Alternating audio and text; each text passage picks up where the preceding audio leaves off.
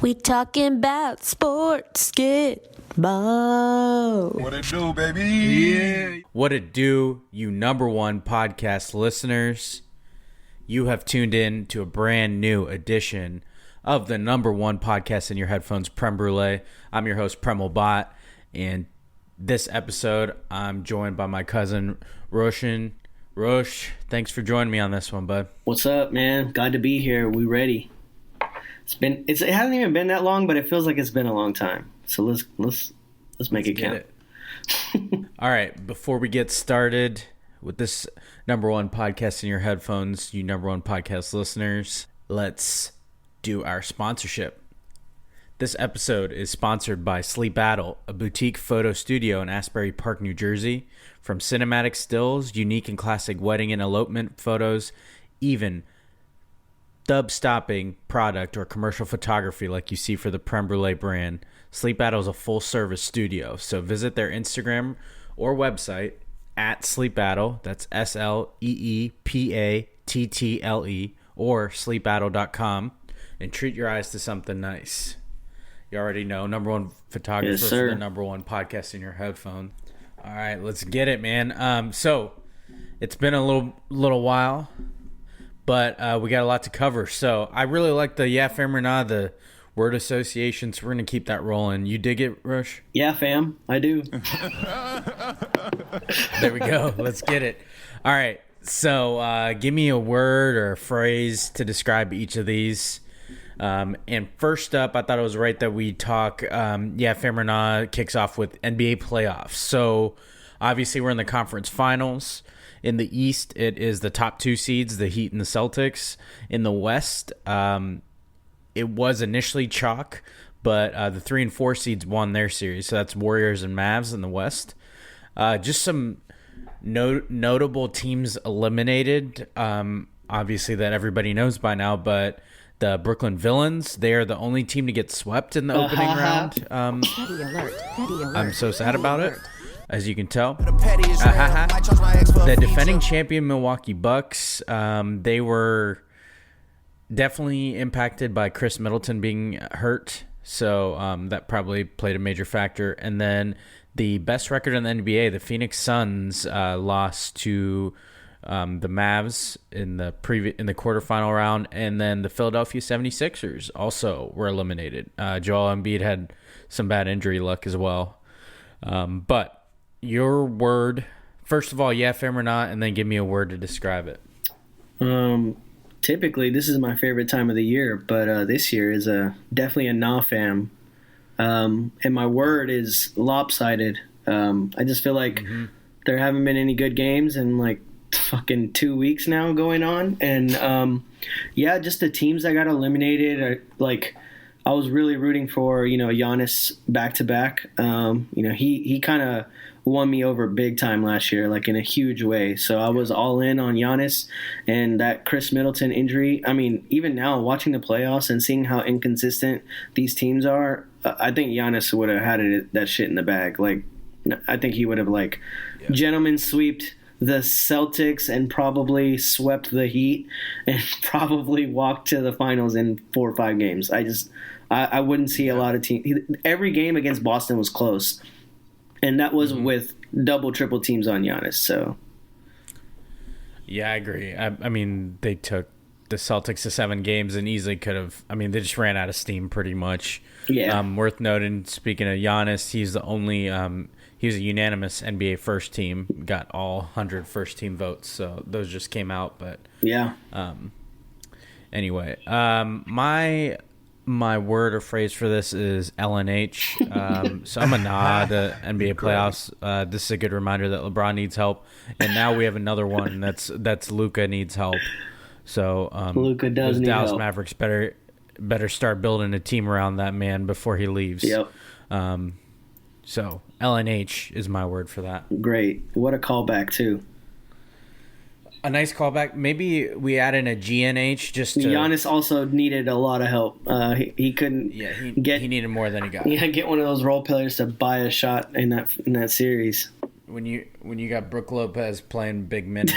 Yeah. You got some issues. Brook Lopez and Grayson Allen, man. Jesus. Yeah. He's a stand-up player. Great tactics on the court. Grayson Allen. All right, let's stick in the NBA. All right. The NBA draft lottery. So the NBA is unique in this that they determine the draft order in the upcoming draft with a lottery system, as we all probably aware of. The results of that just happened. The Orlando Magic secured the number 1 pick. They had the second best odds, which, if you remember in the last couple years, I think the bottom 3 teams have the same odds, but Orlando is the second worst team. So they went up from number 2 to get the number 1 spot. Worth noting, they've had a couple other first overall picks. Man by the name of Shaquille O'Neal, you might have heard of him. And then their other number 1 pick in history was, I think it was the subsequent year, if not the year after Shaq got drafted. The Magic got the number 1 pick again, and they used it on Chris Webber. But that Chris Webber was then traded for Penny Hardaway. That one worked out pretty well for them too. Yeah. Anyway, back to the order. The Magic got the first overall pick. They were up from the number 2 best odds. Oklahoma City went up from number 4 to get the number 2 pick. The Rockets had the worst record, but they were stuck with the number 3 pick. The biggest jump was the Sacramento Kings. They were up from number 7. They had the 7th best odds to get the top seed, and they actually got up into the top 4. And then the Detroit Pistons went down from 3 and are the 5th overall pick. So the biggest shakeup was the Sacramento Kings. Those that are nerds like me, a couple years ago when they changed the odds, the other thing they determined was basically they draw almost like lottery balls. They used to only do the top 3 picks, and everybody just filed in after that. With that odds change, they actually draw numbers for the top 4 picks. So that's why you see the Kings go up from 7 to 4. Anyway, so you got Magic, Thunder, Rockets, Kings, and Pistons.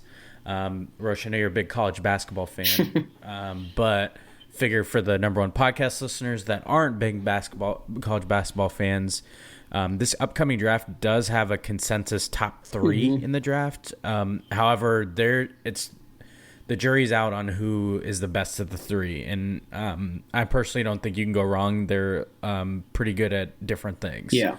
Those top 3 are Chet Holmgren from Gonzaga, top recruit.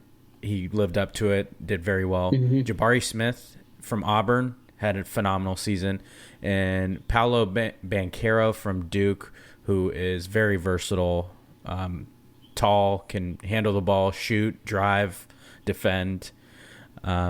So there isn't a consensus number 1 out there, but those are the 3 names you probably will hear go 1, 2, and 3 in some order.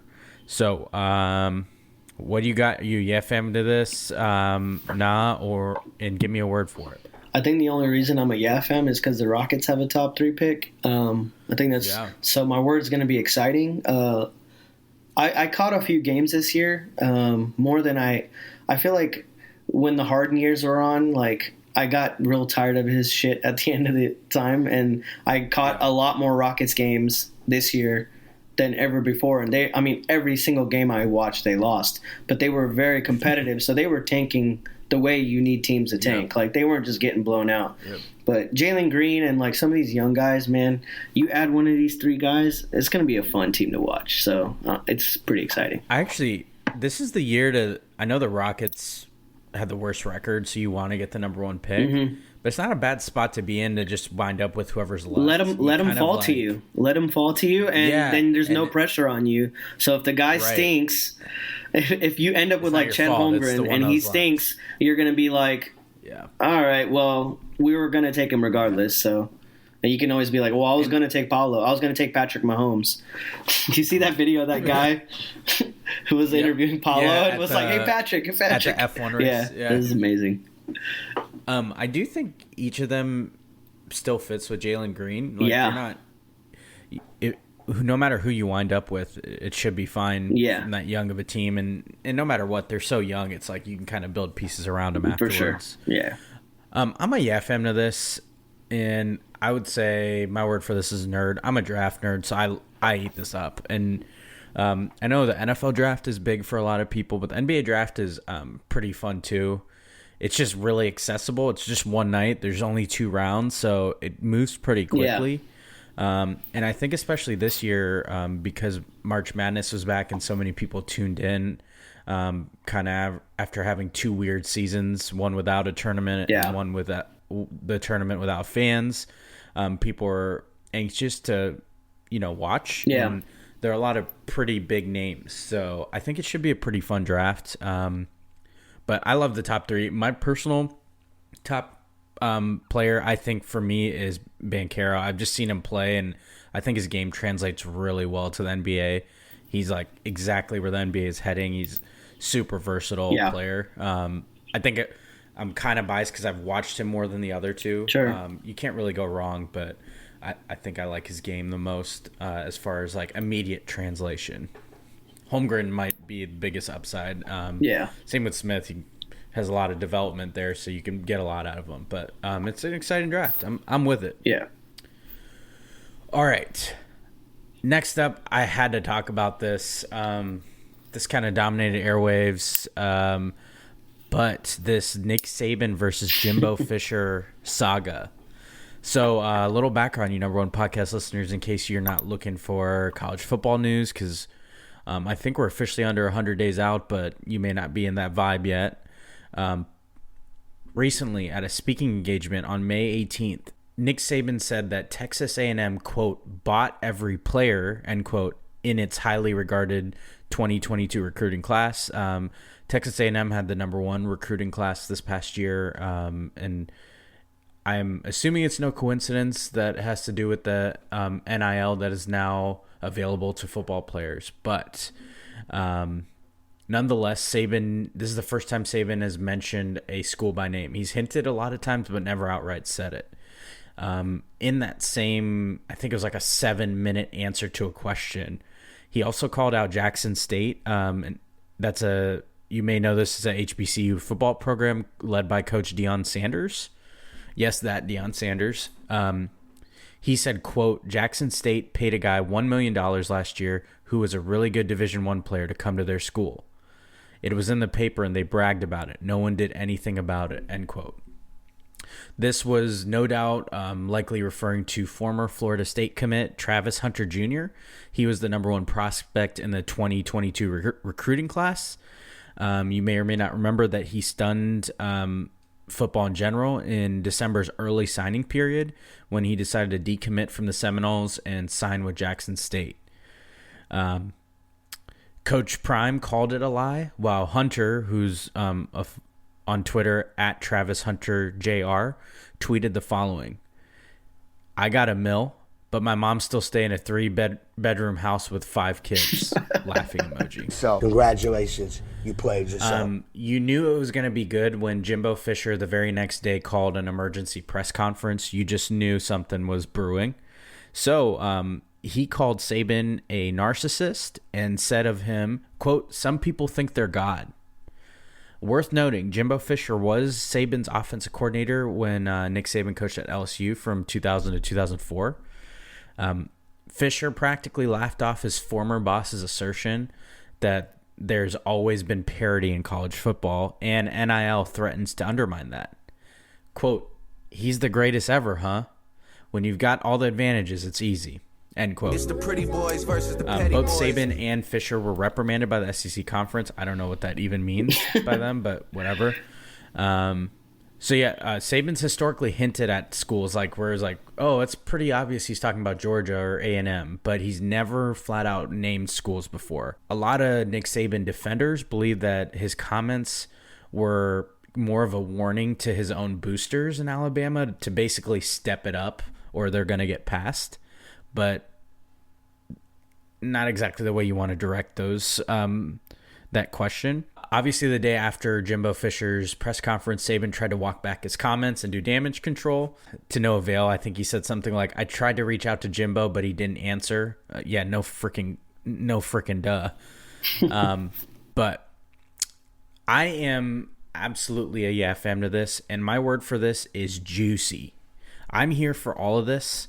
And by the way, you number one podcast listeners, Alabama plays Texas A&M on October 8th in Tuscaloosa, just for your information, in case you're wondering. Jimbo Fisher says he has nothing to say to Saban, so that it's going to be all eyes on that pregame powwow that coaches always do with their arms folded, and afterwards after the game. So, what you got for this, Rosh?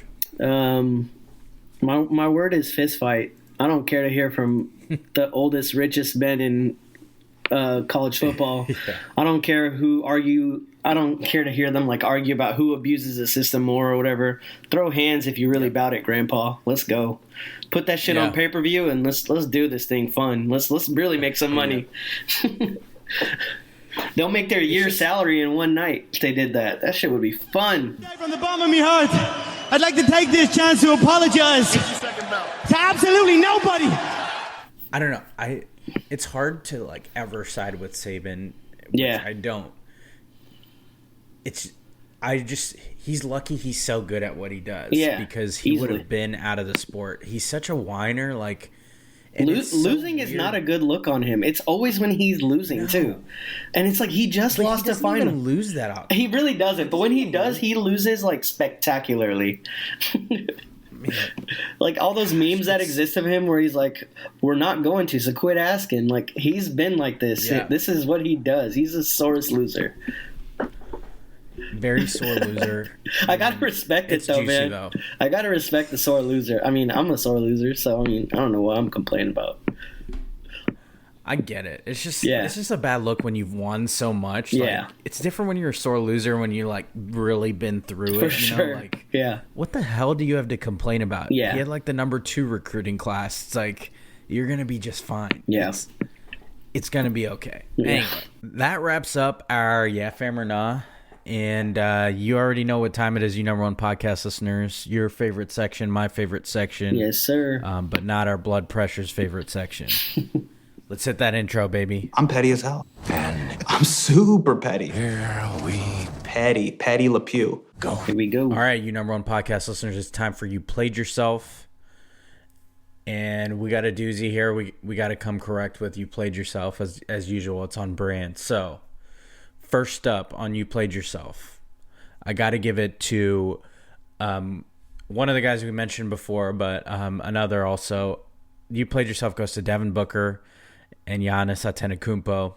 Listen, first of all, let me run this clip as a preempter. You shouldn't have been talking shit. That's right. You shouldn't have been talking shit. So, Devin Booker mocked Luka Doncic after the Suns' Game 5 win over the Mavs.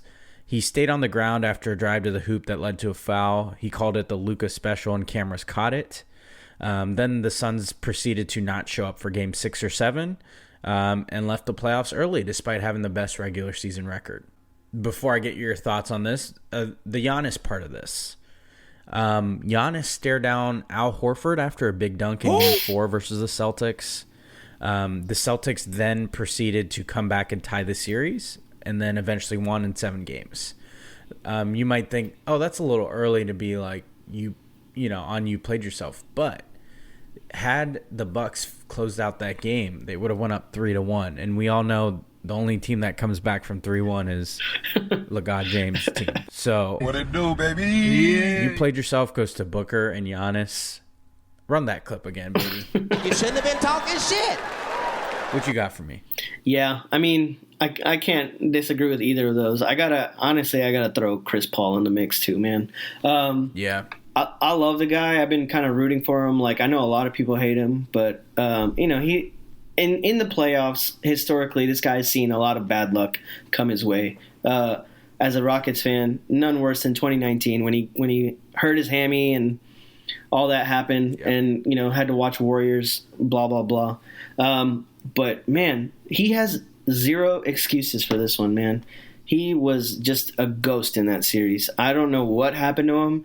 It's like he didn't look like himself, honestly. He wasn't shooting the ball. He wasn't really facilitating well. He just turned into he actually looked like his age, and I was like, damn, is it time for him to retire?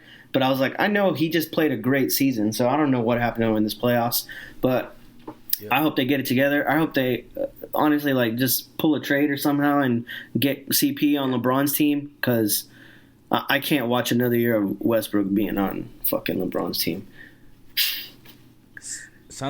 I like your point about Chris Paul. It's like, I mean, he's a little bit polarizing, but I think like most people want to see him win. Yeah. I mean, you have like the Chris Paul haters are really loud. Yeah. But there's like different levels of being cool with Yeah. him.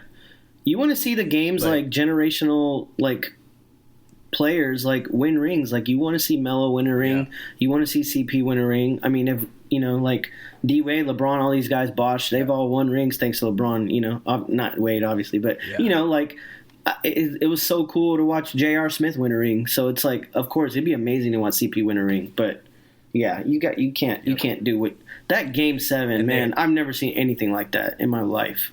Yeah, it didn't show up. Fucking 40 I couldn't believe it. Down 40 plus points on your home floor in a Game 7. So, and congratulations. Booker, Yep. speaking You of played Booker, yourself. he was quoted as being like, "There's nothing more exciting than a Game 7 on your home floor. That's why you play all year for." I'm like, bro, you had like 9 points.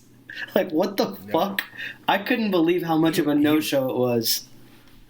He literally went missing after he talked that It's shit. crazy.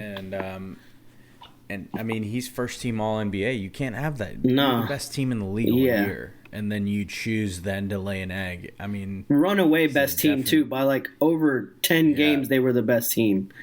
Like it's the definition of not being clutch. Yeah, I don't know what happened, man. And they have some questions. Like, they didn't take care of signing DeAndre Ayton. Mm-hmm. So what do they do with him? Do you let him walk? Do you try to sign and trade? I mean, Chris Paul wants to stay. What do you do with that situation? Yeah. I mean, the Suns are close, so you would think, I'm sure most fans want to run it back because they were the best team in the regular season for a reason. Like, was it just a fluke that they sucked? It had to have been because they had so much depth too. Like that, every time I just like look at their roster, I'm like, dude, how did they lose? Like they have like four premier defenders on that team. Yeah, they were built for playoff success. Very smart.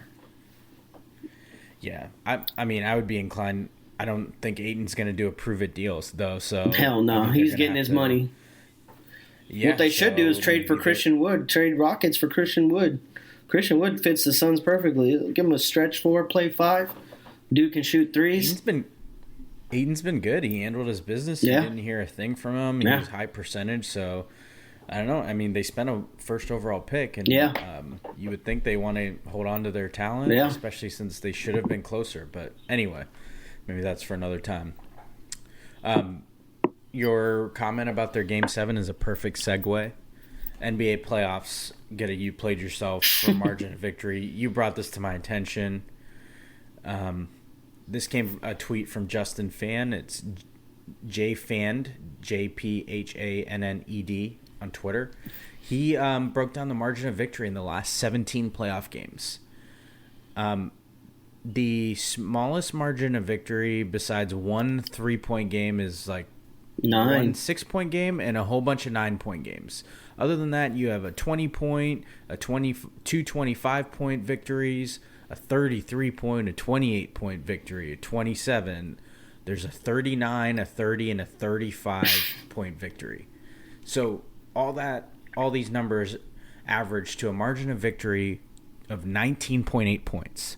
This tweet also said there's been a total of 7 clutch time minutes, just 7, in 17 playoff games, in the last 17 playoff games. Yeah. And all 7 of those minutes were probably in one of those Bucks Celtics games. Yeah. Like, it's unbelievable. It had to be. Or maybe all of them were from those games. Yeah. I mean, these playoffs haven't been very exciting, at least late in this conference round. I mean, it just seems like blowout after blowout. So you played yourself to us. There's a reason why people think it's the most boring playoffs is the NBA. It's because of things like this. Yep. And this is in a year where last couple of years been great parity. Yeah. So I feel like it shouldn't be like this, but here we are. You know the playoffs are bad when, if you count the last weeks of game, the number one highlight is an Andrew Wiggins dunk. Like, we fucked up, man. Yeah. Someone fucked up. That ain't right. Petty alert. Petty alert. We got, Petty alert. We got work to do next year. Maple Jordan, yeah. Jesus. Previously Maple Joe Rogan. Anyway. All right. You got one for us this episode, Rosh? I do, man. The next You Played Yourself goes to me as a person who came onto this podcast, the number one podcast in your headphones, and just whined and bitched and cried about losing Carlos Correa. When he signed with the Twins, I was also guilty. I was going through it, man. I was like feeling my feels. I was like, I can't believe this guy walked, blah, blah, blah. I can't believe we're letting a rookie just take the reins on a team that went to the World Series. And here we are. Jeremy Pena is, he's leading the field for AL Rookie of the Year. This kid is special, man. I've gone to Minute Maid twice this year, and he's awesome to watch. He just has a lot of joy. He honestly reminds his player comp would be Carlos Correa. It's hilarious. James Click knew something that everybody else didn't know, and if he pans out, and they saved $40 million a year, then Godspeed. Good shit. He's currently on pace for the highest single season WAR in Astros history. I saw this on a tweet by MLB Metrics. Highest single season WAR in Astros history. Biggio's been here, Bagel's been here, Altuve had an MVP season here. That's stupid, man. That's not even a rookie stat. This dude's defense is very elite. He sees the box well. And for a guy who only played 30 games in AAA, man, I can't speak highly enough of him. But yeah, that Pena power, baby. Let's get it. So You played yourself to Houston Astros fans, and mainly me as a spokesperson. Yeah. Go Stros alert. No, go Stros. No one's safe. No one's safe. No one's safe. Yeah, we got to be fair to ourselves. Yeah. All right. Let's stay in baseball here. I got to do You Played Yourself to Yankees third baseman Josh Donaldson. Josh Donaldson called the Chicago White Sox shortstop Tim Anderson Jackie, reference to Jackie Robinson. Yeah. Just joined the Yankees this year, I believe. Donaldson's been suspended one game and plans to appeal. Just a quick background. Anderson took offense to the comment, as did much of his team. White Sox manager Tony La Russa used that exact term, stating that they interpreted it as racist. Donaldson, after the game on Saturday, acknowledged calling Anderson Jackie. It's a reference to Jackie Robinson, who broke the Major League Baseball's color barrier in 1947. He called Anderson that in the first inning. The Yankees third baseman apologized, saying he meant no disrespect. Donaldson claims that he has joked with Anderson in the past, as it references a 2019 interview that Anderson did with Sports Illustrated, in which he described himself as feeling like, quote, today's Jackie Robinson, in how he's getting to a point where I need to change the game, end quote. Apparently, Donaldson, just from follow-up anecdotes, isn't a super popular guy in locker rooms he's been in the teams he's played for. But all that aside, I mean, I know you didn't mean disrespect, but you don't get to decide how people can or should take things you say. Mm-hmm. Donaldson's explanation is horseshit because it really doesn't matter. Just because you meant no disrespect doesn't mean Anderson can't feel disrespected. It's like saying, I'm not trying to be an asshole, and then proceeding to say something that's an asshole comment. Yeah. It doesn't give you, reprieve from saying whatever the fuck you want. And it's clear it wasn't interpreted as a joke, so I also don't get the appeal of a one-game suspension. Frankly, it doesn't seem like enough because in the world we're in today, there's no room for that shit. He's a Yankee, man. That's why. You guys aren't close. Yeah. It's clear you're not close. So you joking with the dude, it's not working for him. So why would you continue to do it? Yeah. The logic doesn't make sense, but even beyond that, you have an explanation for it, whether you're right or wrong, whatever. That's not how he took it. So just apologize and shut the fuck up. I don't get this concept that we struggle so much with here. It doesn't matter how you meant it. Yeah. It wasn't interpreted that way. Yeah. It doesn't even, in any sense, you didn't mean to say something hurtful. Someone interpreted it hurtful. Either you are sorry for it or you're not. But don't don't give me an excuse for it. Right. We don't need it. And it's just, it's crazy because it's like, you know, I like that you brought up that he was like, he's not been popular in his locker rooms, and he's been in like 7 of them, man. Like, this guy's been hopping teams, and especially in the last, 5 years as a veteran, like, these guys are just, he's getting traded, he's getting, you know, cut, well, not cut, but like, you know, traded and all this stuff. And my thing with him and this whole fallout was like, he just refused to apologize. Like, just fucking apologize. I meant no disrespect is not an apology. Like, just be like, I'm sorry it was disrespectful.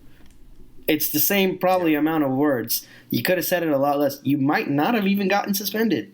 You just, you were so unapologetic. You were doubling down, and now you're appealing. So you're tripling down on this.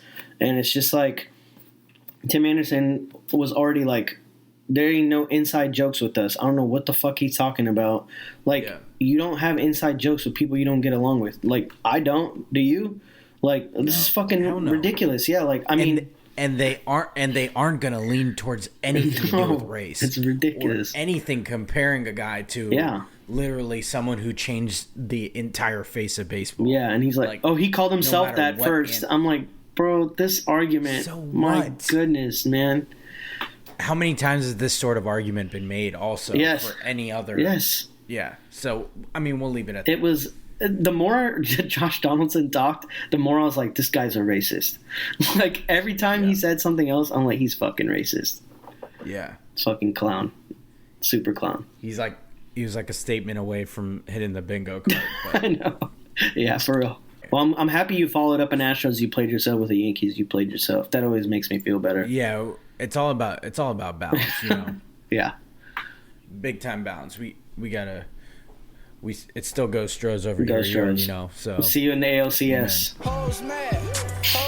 So before I kind of get it to a lighter mood, I felt like we'd be doing a disservice. You know, we talk about some serious things on here, so wanted to real quick have you and I talk about the yet another school shooting that happened this time in your state. It sucks that we have to say yet another, and this time it's in this location. Right. But this one was in Uvalde at Robb Elementary, I believe it's called, where I've seen multiple reports. I think it's 14 students. I've seen upwards of 18 students died by a gunman, and at least one teacher died. You know, I'm going to go ahead and go first because obviously you number one podcast listeners know you know, I'm a new dad, and my son's not going to school yet. You don't need to be a parent to feel things about this, but also my wife's a teacher, and school's supposed to be the safest possible place you could ever send a kid. It's supposed to be welcoming. You're not supposed to fear for your life going to school. And I just can't figure out why we're still doing this time and time again. Literally nothing is changing besides the solution is to prepare kids or to prepare teachers to run drills. Yep.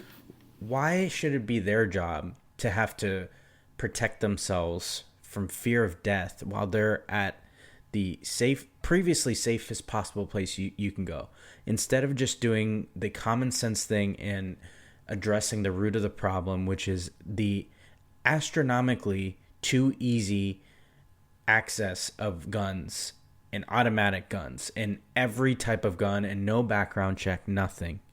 How many times can we see people go to regular places where they should not feel at risk? Places like a grocery store in Buffalo, places like school in Texas, school after school, and we see people die just going on a regular errand or doing their regular running their daily lives and not coming home to their families. How many times can we see this?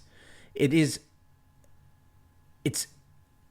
impossible to me. It's like we're banging our heads against the wall watching this happen over and over again.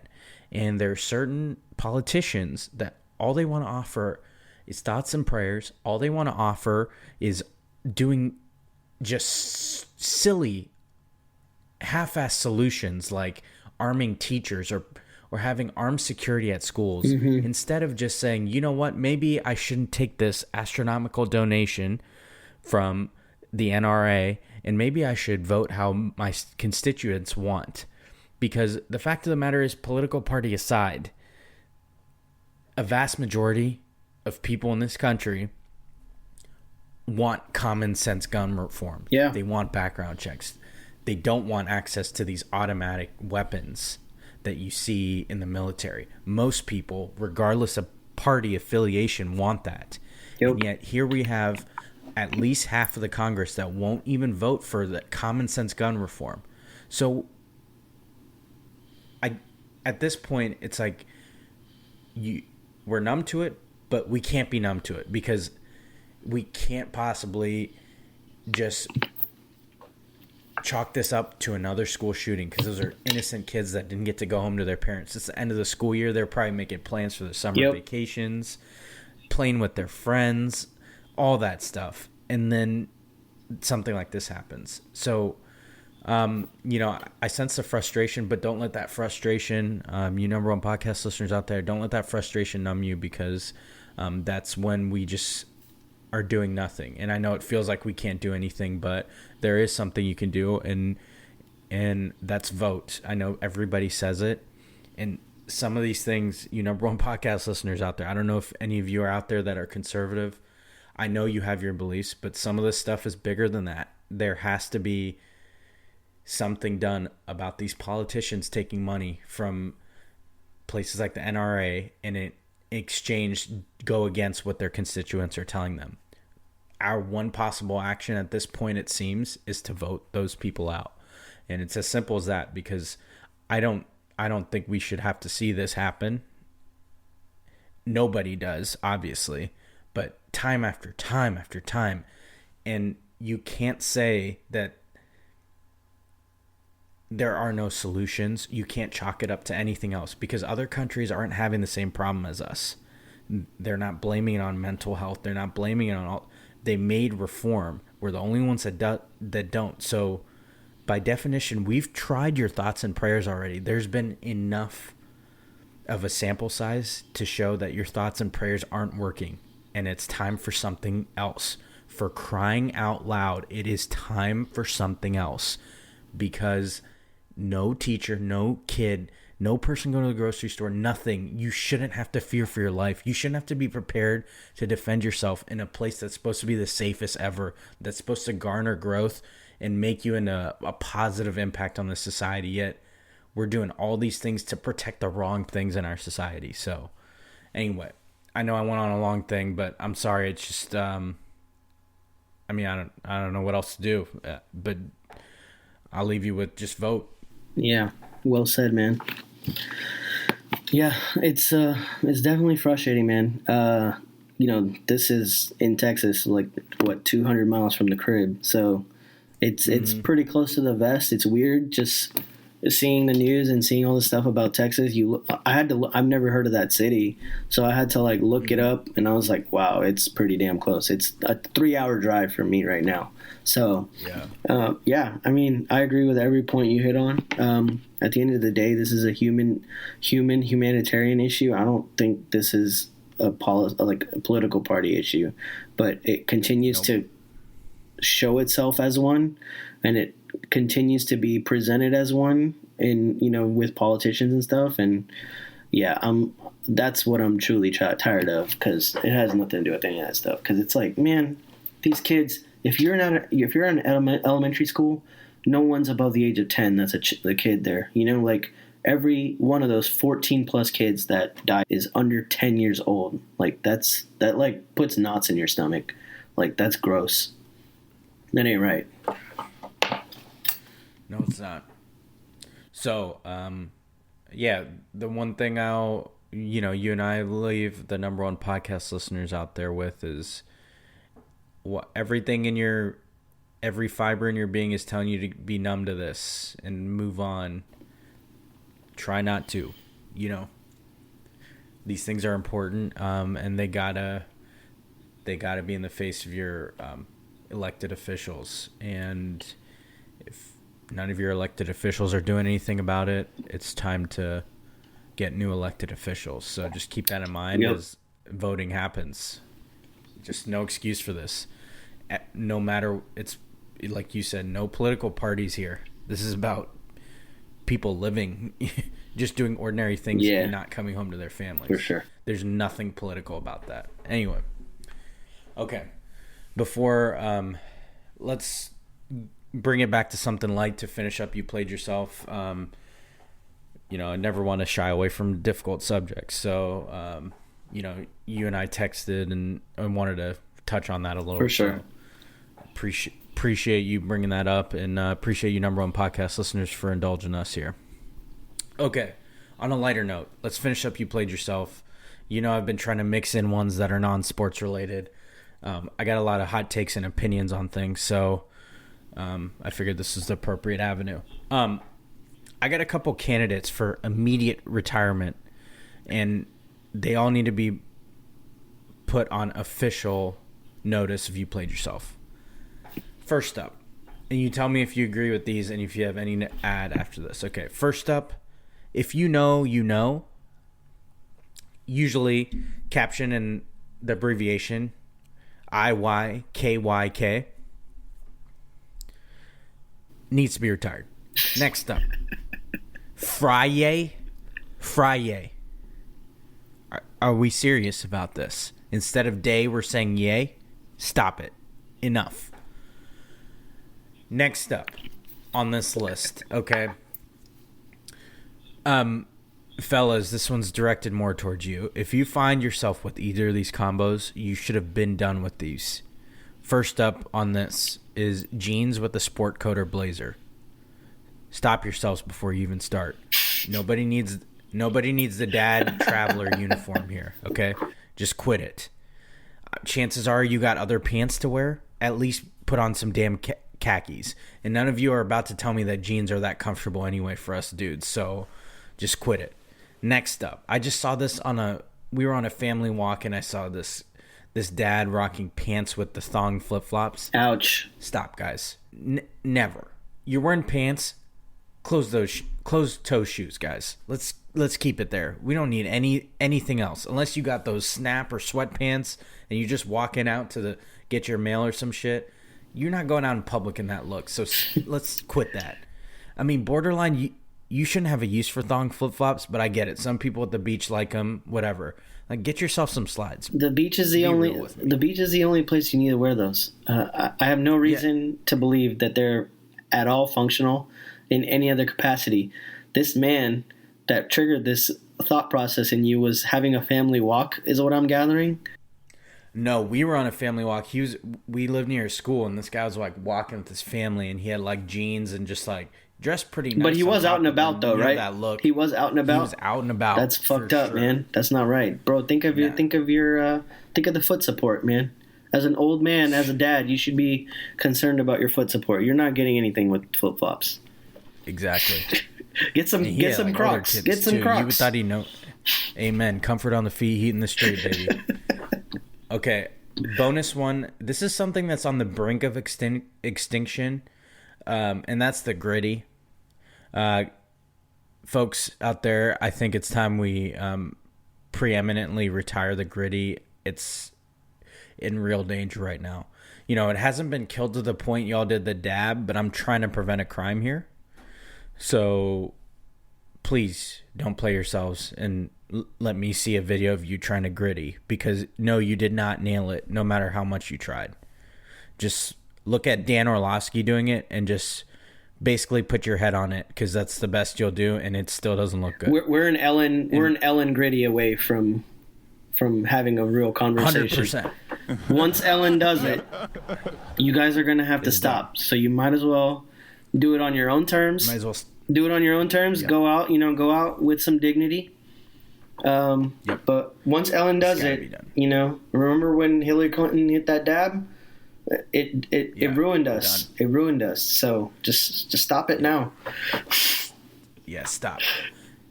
Trust me, you're not doing it correctly. And before y'all ask, Jamar Chase and Justin Jefferson are grandfathered in. They can't kill what they made hype in the first place, but the rest of y'all stop. Facts. My friend Deontay had me clarify that. I said, that makes sense because the people that made it cool can't necessarily kill it. It's the rest of you who try to think you could look as cool as them doing it. So this is true. Like, let those LSU boys keep that. Yes. All right. You got to need to add to this list. Immediate retirement. This is going to be a running list, you number one podcast listeners. So as far as like phrases, I know you started with some phrases, but I did a thing is one of the worst. So bad. I've seen females say I did a thing and post a picture of their newborn child, and I'm just like, you did not do this. You didn't go here. No. You can't do this. You can't get away. You know that Jesse Pinkman? I need you to cue that clip up. You can't keep getting away with this. You can't keep getting away with it. Yeah. Why? Like, they bought a new house. I did a thing. No, you saved money for a long time, and you put a down payment on a house, and you did a house, and you got a house. You didn't do a thing. Stop it. Cut that shit out. And then, this one is going to hurt me because I pride myself on not having boomer traits, but my boomer trait right now is hating the Gen Z phrase, it's giving blank. I don't know how to use it properly in context because I am above 30 years old. So unfortunately, I cannot use an example. But let's say I'm wearing a hat and they're like, it's giving New York Yankee or some shit like that. I just don't understand why this phrase is clever or cute or any of this shit. Like, that shit has got to stop. And I'll have to get back to you on the fashion no-nos. But, okay. the definitely the thong flip-flops and pants is a huge one for me. Hell no, yeah. I know, like, I feel like my hatred for jeans and a blazer is, like, controversial because a lot of people probably have family members that they might have like family members wearing it while they're traveling for work right now. Yeah. And we've all seen it. But yeah. I just think like, sorry, Dad. Jeans aren't. Yeah. I know my dad's probably been guilty of it too, like I hope not though. Yeah. He's been dressing more fly lately. Yeah. So I got to give my pops credit for that. Yeah. But there's never a situation where you're like, what would go great with this blazer is a pair of jeans. Like, there's a pair of relaxed fit jeans, baby. Yeah, it's never on the hierarchy. Yeah. Because, like, you can't tell me those are comfortable either. I mean, I know I don't even own jeans anymore, but that's besides the point. And jeans have their place, just not with the blazer. Fact. Don't give me that. Yeah. I know some of you might have been to a wedding where they wore jeans. Hell no. Get the fuck out of here with that. You number one podcast listeners, hit me up. Do you guys have any candidates for immediate retirement? I want to hear them. I also want to hear if you think I'm wrong about these. I don't think I am. It seems like you agree with me, Rosh. No, I'm with you. But if someone gets in your DMs and tells you you're wrong, we might have to hit them with the block. So, congratulations. They got some issues. And I need some real proof on why, because yes, you can't just hit me with no, I don't. If you have a counter argument to, like, let's say you have a counter argument to pants with thong flip flops, I need you to post a picture of you pulling off a fire fit with that exact combination, or your argument will not be accepted from the congregation. Sorry, there are rules to this. You can't delete that shit. Yeah, no. When you inevitably get roasted, 100%. You got to take put that shit on your feed like you mean it. Say it with your chest. Yeah. Hell yeah. All right, you number one podcast listeners, I want to hear from you. What are your candidates for immediate retirement? I want to hear them. There might be things I'm missing, but I need to hear them. All right, let's move on to who you got and what you feeling, Rush. Let's do it. That was actually really tame. You played yourself, man. I gotta say, I think whatever, why, man? It's because there was like remorseful Astros and no Cowboys. Yeah. So that might be the formula. So what I need to do is, don't worry, what I need to do is doubt the Astros, continue to doubt the Astros, say they are not going to win the World Series, and then when they do win the World Series, I can come on here and apologize for it. And same thing with the Cowboys. Right. Just be like, you guys do whatever you want. You guys suck. Yeah. Nothing. And then when they come back and win some playoff games, you're gonna be like, guys, I'm sorry. Man, Even you saying that sounds so far-fetched. That shit's never gonna happen. Yeah, they're gonna make a trade. The Astros are gonna make a trade at the trade deadline. Then I'm gonna be on here like cussing up a storm for sure. Yeah, no doubt. And I just know. I mean, no part of that. It would be like the best case scenario what you said about the Cowboys, but no part of that would hit because my ass isn't going to be able to contain myself this whole time. Facts. So anyway, that's why you're here, you number one podcast listeners. Nope. Let's not get it twisted. All right, who you got? What you feeling? Last episode, I did an NFL draft preview with Thomas. I'm gonna have him come back and discuss most of these. But I did want to highlight a few for you number one podcast listeners while the draft is fresh in your head. A few recaps that might catch your ears. First up, we talked about ranking QBs, but I asked Thomas over under 2.5 QBs taken in round 1. Thomas did take the over, and he was very wrong, just like a lot of us were. Only one quarterback was taken in round 1. That was Kenny Pickett to Pittsburgh at 20. I asked him because the over-under for wide receivers taken in round 1 was 5.5, and Thomas said the over at 6, and he was correct. All those names I mentioned did go. London, Wilson, Olave, and Jameson Williams all went in like the top 13, and then there were a few other receivers that went in. I think they were all before like even the end of the first. Shout out to those 3 Buckeye receivers that went back to back to back. Those being Wilson, Olave, and then Jameson Williams. Go Bucks. Go Bucks. 10, 11, 12, they all went. Next one I wanted to talk about, most of these I'm going to save for later, but Thomas had a hot take that the Titans could take a quarterback, and they sure as hell did. They took Malik Willis, but it was not until round 3 at number 86 overall, but he did deliver on one of his hot takes. The other ones didn't, but that's why they're hot takes. I just felt like I had to point that out for number one podcast listeners. He did deliver on that one. And we'll talk about the others later, and maybe we'll do that into the season to see how they start panning out. One more thing. We talked about trades on draft day. We talked about Baker Mayfield, Deebo Samuel, and/or Kadarius Toney. None of those guys got traded, but a dark horse trade happened, and that was A.J. Brown was dealt to Philly on draft day, which was a major surprise. That also paved the way for the Titans to then take Burks, who's basically his comparison was A.J. Brown. So they replaced them because they weren't able to pay him, and now A.J. Brown is on the Eagles. So yay to the Cowboys. Have fun with that one. That dude is a monster. Yes. Yeah, should be fun. Okay. This week, I wanted to keep it short and simple here. I want to get your pick for NBA Finals winner, but it's a kind of a 3-parter. Who wins against who, and how many games, and who wins MVP? Who you got? All right. Dallas will lose this series, probably in 5 games. I'm glad they're going out with some pride. My pick was Dallas initially. I was initially thinking they could pull it off in 7. I don't know what the fuck happened. Once again, LNH, Luka needs help. I just thought by Honestly, them. I think that game 2 changed the whole course. Yeah, that choke was huge, man. I had to watch that unfold, and it was pain. I literally thought the same thing. I was like, that was the series right there, because you can't go up. I mean, how many times have we seen this song and dance with the Warriors? Like, you go up 20 and you start shooting threes, they're gonna get back in that game, and you're gonna lose that game. Like, as soon as they started pulling jumpers from like outside, I was like, dude, just take the fucking layup. Like, what are y'all doing? Anyway. I mean, initial one was Mavs. I'm going to have to pick Golden State because I don't want to be wrong twice. Yeah. Golden State. On the Eastern Conference, I'm going to go with the Heat. Right. I know that the Celtics are the favorite, probably just because of how great their defense is.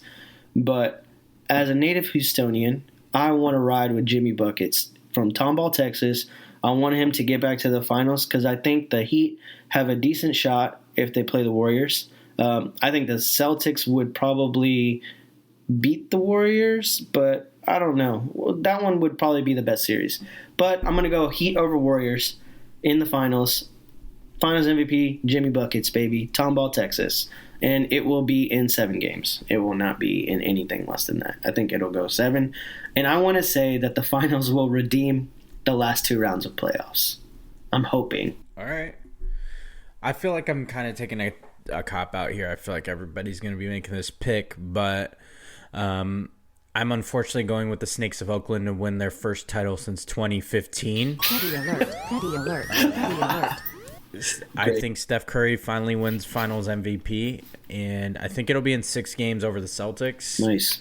I think they would close it out in Oakland in that scenario. Yeah, because the Eastern Conference team, no matter who it is going to have. I think they would have home court. Yeah, they're home court. So yeah, I'm going Warriors in 6 over the Celtics. Steph Curry finally gets that Finals MVP. The Snakes of Oakland finally win since 2015 when they got lucky and the Cavs team got injured. Yeah. And I think that's a good prediction just because I think that the Warriors themselves know that this might be their window is this year. Yeah. There's been a lot of injuries that they've lucked into, namely John Morant. But, not having to face Phoenix, just having to face Luka and some ragtag bench role players that's the easiest conference finals you can ask for a team that's as battle tested as the Warriors. So they have really no excuse to go out there and win it. I personally hope they lose, just because I hope they lose. I'm glad they're good. I'm glad they're proving it without King Snake. We haven't mentioned him all episode, so I had to steer that conversation in a way that we could make him, bring him back. Yeah, he's at home. He got swept. Yeah, we glazed over that sweep too easily. Like we did not give him enough shit or Kyrie. We'll come back to that, but Pretty boys versus the petty boys. I think it'll be exciting for Golden State fans because they'll finally have what they need to do what they do, and that's be annoying and talk about these rings. And Steph will have 4, which is unfortunate for LeBron fans. Yeah, but it's really 2. Yeah, so. it's 2. Everyone knows it's 2. Yeah, but yeah, absolutely. Yeah. All right, so we have made it to What You Feeling. I'll go first here. I am feeling the new Kendrick Lamar album, Mr. Morale and the Big Steppers, and especially the new Harry Styles, a.k.a. Harold Hitmaker album, titled Harry's House. That is excellent. Big fan of that album. Yeah, that's all he does, so it's appropriate. No lies heard. What are you feeling? I'm actually feeling... I moved cities since the last time we spoke. Damn. So yes, you did. I moved from Houston, Texas, long-time Houstonian. I moved to Austin, Texas, the capital of Texas, tech hub, whatever. My girlfriend got a job, and we're just like, let's go. So now we live in Austin. New experiences. We're about a month in. So digging it so far. Haven't been doing a lot other than starting new jobs and getting settled in this new town, but looking forward to, going to some shows in this very music heavy city. We saw Sigur Rós last night. And I saw Turnstile like 2 weeks ago. So let's go. Shout out Turnstile. Let's go. Album of the year last year. So that is what I'm feeling. I love it, man. Yeah, man. I'm pumped for you. Yeah. This big new beginnings, excited new beginnings. Yeah, big new beginning for sure. Well deserved. Yes, sir. Hell yeah. We love to hear it. Okay. You number one podcast listeners, you know what that means? Let's hit that Too Much Sense intro. All right. You know how I like to end each episode. It's Too Much Sense, advice you didn't ask for, but I'm going to give you anyway. And I thought that we were talking about it earlier, so I thought it was an appropriate topic for this episode, and that's learning how to apologize. We talked about it with the Josh Donaldson thing. There should be no caveats to your apology. If you're sorry, you're sorry. If you're not, you're not. But there should never need to be a yeah, but in an apology. If you're truly sorry and you're working on actual moving past the situation. I think all too often, for one, we overuse the word sorry. So a lot of times it kind of loses its meaning. So one thing you number one podcast listeners should keep in mind is to make sure that you're using it appropriately. Don't overuse it. Don't be sorry for things that you shouldn't have to be sorry about.